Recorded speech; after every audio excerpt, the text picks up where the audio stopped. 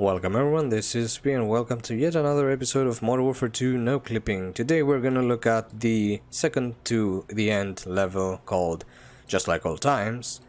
And this is a quite interesting level. I've seen the layout of it before and it's pretty interesting the way they designed and sorted out the map layout. So I'll just show you exactly what I mean in a minute. Let me just disable fog first.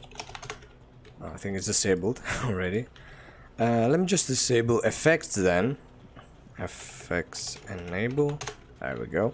We can already see that the starting area is heavily covered with sandstorm effects, which makes us prevents us from seeing these out of map areas. Which I'll show you what that was later. It's not its time yet.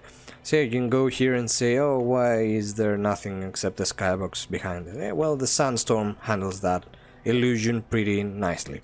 And this long desert back there, which is not really noticeable. Not at all, actually. Let me just re-enable effects. As you can see, it's not there. I think this sandstorm disappears once we go here. So it's probably visible, the desert is visible probably after, like, we go here and stuff. Of course, if you slide down, I don't think you are able to go back up again. Anyway. Okay, back here to the... Let me just increase fog. It's better this way.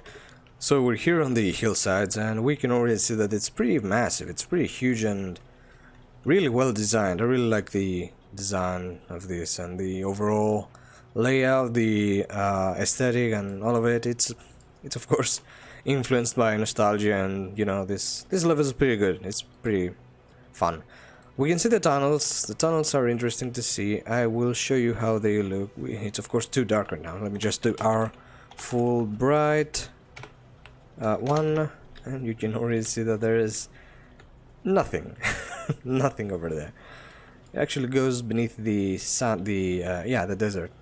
Let's go to the other tunnel over here. Same as the other one, nothing. Removing our full bright so we can have a proper rendering. Now not much to see on this platform, on this road. Actually, over here we saw everything we could see. Then we can go to the opposite hills. We can see these small cars traveling in the background, and it seems that they're actually scripted vehicles, like normally scripted vehicles. What they actually do is just being respawned after they reach the end position. At least I think so. I'm not really sure exactly how it is, but it's a pretty nice and subtle and well placed detail, background detail and stuff. There we can see the rest of the hills a little bit in an awkward angle. We can see that some of the stuff are not there, but there's a reason for that. I'll explain why. Let's go inside the caves, which are over here where we rappel from. You can see that these cliffy things are the way they are. Okay, before we go to the caves, let's just go to the edge of the rivers and stuff. We can already see that all the cave openings are viewing the same river, like they should be. We can see nothing here. And we can see that the edge of the actual river is nowhere. It's leads nowhere. It's pretty long. It's pretty long and big level. Let me just do a top-down view of it without spoiling much. You can already see that the level is pretty massive, especially the river cliff area and the sand hills area over here in the beginning. Okay, let's just move on to see this final cliff area. Actually, we'll first have to see the caves. Let's go inside the caves normally, and there we can see that we can't see much. Let's go outside the caves and try to somehow render them all at once, which is going to be a little bit challenging. We've seen this before in the DC levels, I think. Oh, okay, there we go. There we go. So this is the first cave area. We can see that this is where we enter. This is the area where there are a lot of enemies that we go around. This is the area with the hurt pet sensor where enemies breach from the outsider. Let me just find another. There we go. Yeah, I think this will help us a lot. Yeah, there we go. Now we can see the dark in the caves, although the contrast is gone and we can barely see anything. But it's still a little bit better. So yeah, this is the area where enemies breach from the outside. Let me just show you exactly how it looks. It looks pretty ugly with all the lighting and all. Yeah, this is where it is actually. This is right outside this part here, the hillside path. I'll just enable this again. Okay, the lighting is very bad. actually. From this angle at least. I think there was a... It changes through script. The vision settings we have right now don't really match the caves. That's why they're so ugly right now. Anyway, so out here we can see that this path leads to the next area, but there is a huge gap in the caves over here. Why would that be here? Well, maybe because player will never be able to see this side of the cliffs from any playable area angle. So you just rappel down and go inside here. You are never able to go with this height and this angle, and you go out from this area, so you're never actually able to see this edge of the cliff. And yeah, there we have it. This is basically why there's a huge gap over here. Later on we have this waterfall, which looks like that from above. Really not much to see actually. And looks like that from below. Pretty interesting. That would make a great Far Cry 4 scenery, wouldn't it? That was for the few Far Cry fans in here. So, yeah, we can see the river underwater. Looks like that. Nothing really special about it. It's just a little blending and illusions. There's nothing here for the same reason as before. There's no reason to put terrain here because the player will never see at this position. So next we have this area with the net covering the cave part. We can see there is not much else to see here apart from the obvious playable area part. We can't see beyond this corner, which is, like I said before, why there's no terrain over there.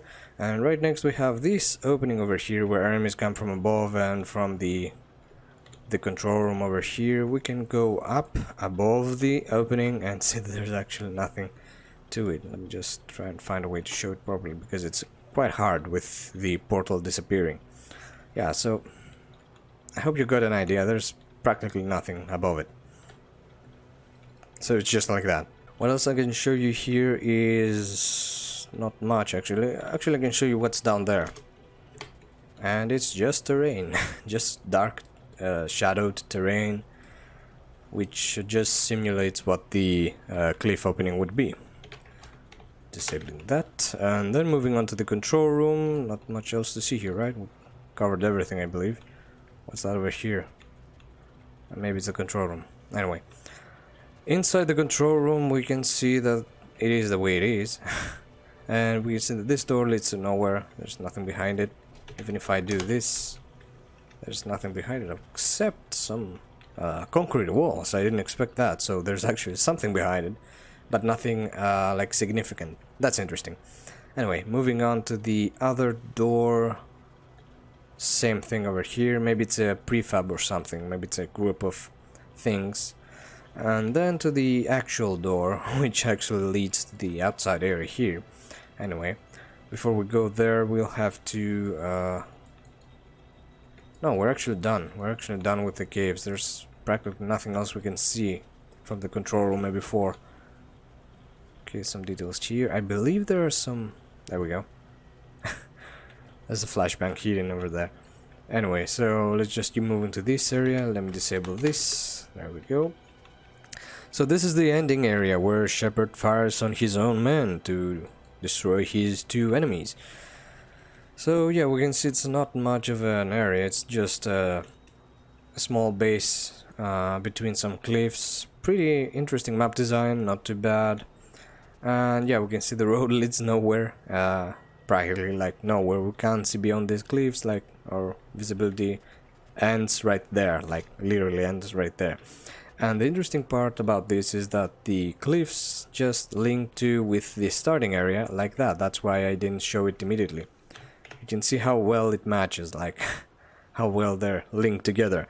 And what interests me a lot is the way that lighting is different this one. I don't know if it's the lights, if it's the terrain textures, or if it's some sort of vision or reflection like setting.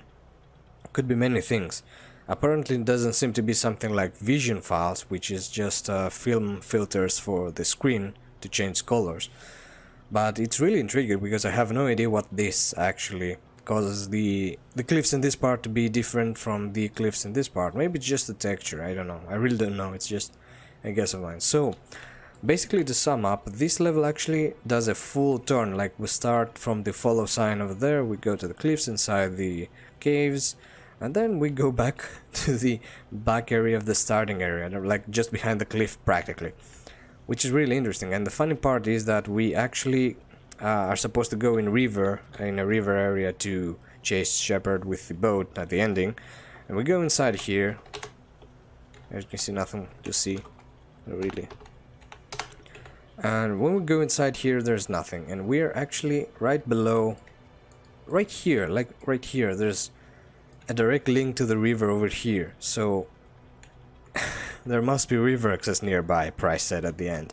So the river could be actually this one, but it looks nothing like the river in the endgame level. So yeah, it basically doesn't matter, because player will never realize that on the normal point of view. So that's why they did it this way. I think we explored everything. I don't think there's anything else to discover. I hope we didn't miss anything. I'll try to see if there's anything else. I don't see anything else though. I think we found out everything there is.